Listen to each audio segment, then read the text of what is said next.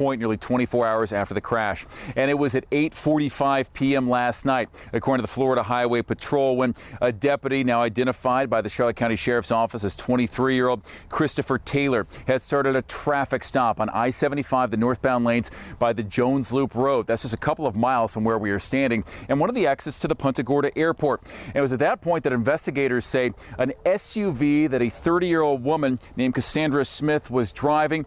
She crashed the SUV into that scene at the traffic stop. The force of the crash gave serious injuries to the deputy, Christopher Taylor. He died at a nearby hospital. There was also another person who was driving the car that Deputy Taylor had pulled over for that traffic stop who had minor injuries but survived.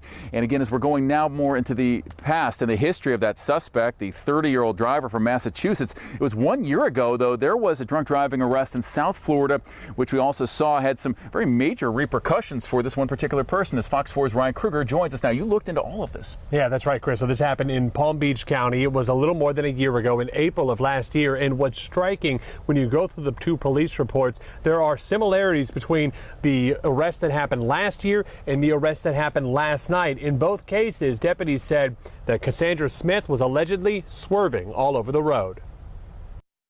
Heavy damage. We do have one officer down. The call went out over the scanners just before 9 o'clock Tuesday night.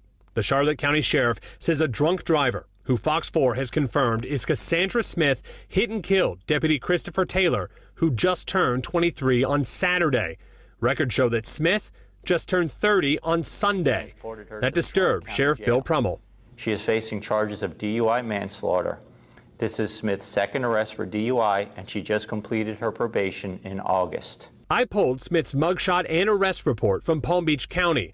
On April 5th of last year, just before midnight, drivers called 911, saying a Lexus SUV was swerving all over the road, accelerating and braking erratically. Once the deputy arrived, he said he had to slam on his brakes just to keep from hitting other drivers. The arrest report says Smith couldn't stand. She struggled to follow instructions, and when a deputy asked her to recite the alphabet, she stopped at the letter N, seemingly unable to remember any more.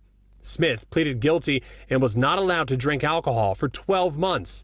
But that stipulation ended on August 31st. Less than 3 months later, she's back behind bars. And other conditions of that probation that she was on, Chris, she had to have an ignition interlock device in her car, essentially a breathalyzer, if you will, to be able to start the car. She had to have that for 6 months. She also had to pay a $250 fine, and she had to make a $250 donation. Again, though, her probation officers said that she satisfied all of those requirements for her probation. And she got her license back, and she was back driving. And unfortunately, we all saw what happened last night. Fox 4 investigates. Ryan Kruger, thank you for the context for the person now being held on those DUI manslaughter charges in the jail here in Charlotte County.